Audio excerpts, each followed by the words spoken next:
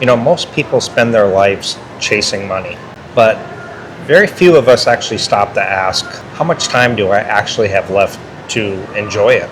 So today we're talking about something that hits a little bit hard, maybe close to home for a lot of expats watching back in the West, and that is the trade-off between time and money, and why moving to Southeast Asia could be the best decision you've ever made for your retirement, your lifestyle, and also your peace of mind. Stick around for today's video.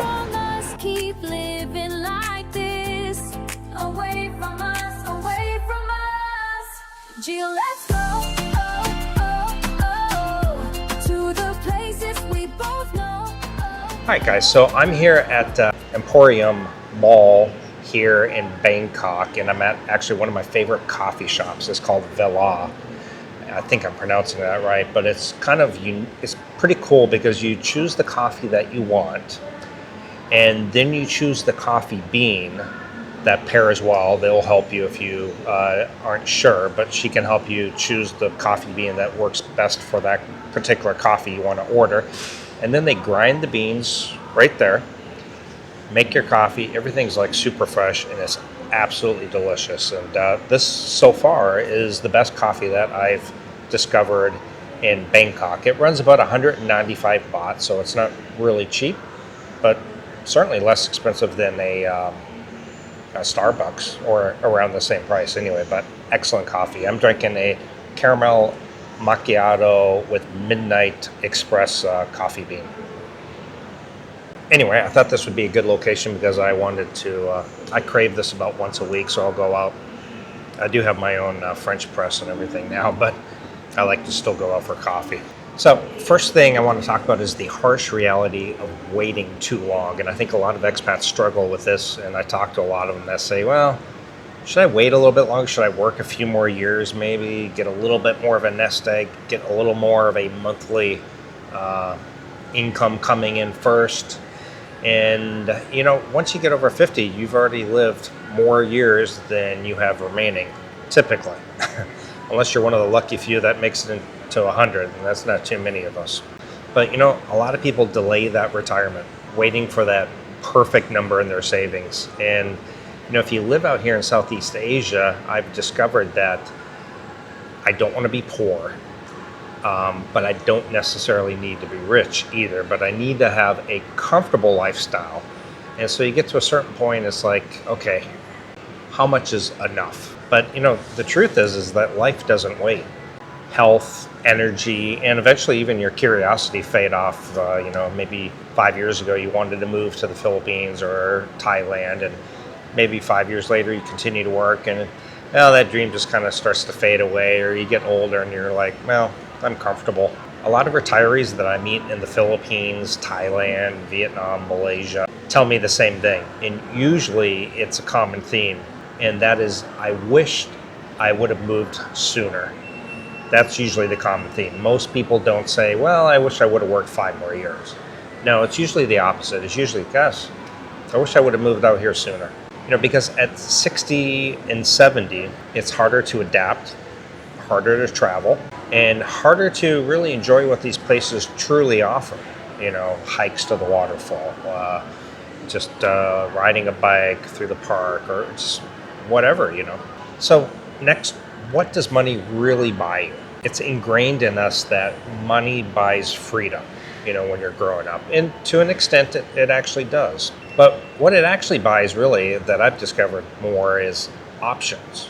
So in Southeast Asia, your dollar goes a lot further. Rent, healthcare, dining out, travel, a lot of it can cost a fraction of what you'd spend back home. That means the $2,000 a month that barely covers the bills in the US or Europe can give you a comfortable lifestyle out here in Southeast Asia. And that's where you start trading money for time. So the time advantage.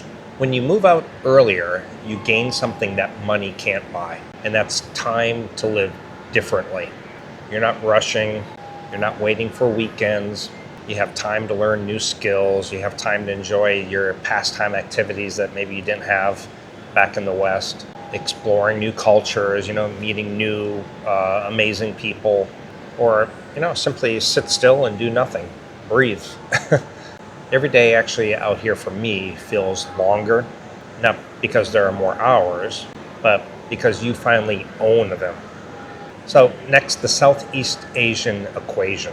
Southeast Asia really offers the perfect balance to a lot of things. Affordable lifestyle, friendly people, access to modern comforts, depending where you're at, and a slower pace of life that really reduces a lot of stress. I know my stress levels have decreased a lot.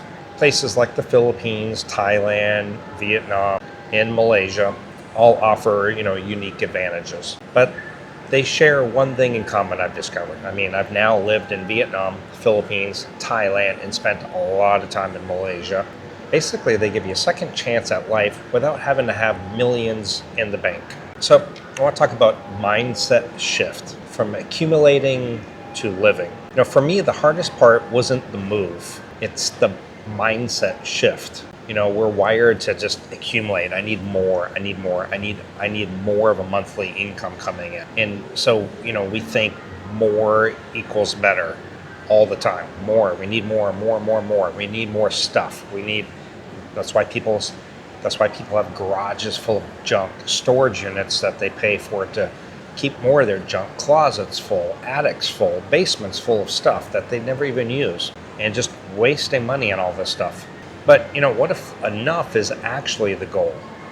Not more stuff, but enough. For me, minimalism lowers stress. Not competing with the Joneses anymore. More meaningful days. For me, that's kind of what real wealth feels like or looks like. So when you stop chasing and you just start living and enjoying life, you realize that time is the valuable commodity. It's the real currency. So here's the question, guys. Would you rather have a few extra zeros in the bank or a few extra years of freedom, health, and peace?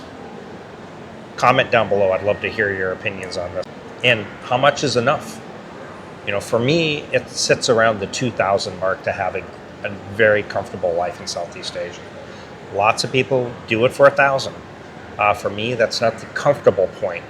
Some people do it for 5K, and say that's where it needs to be at. For me, I've discovered it sits around the 2,000 mark.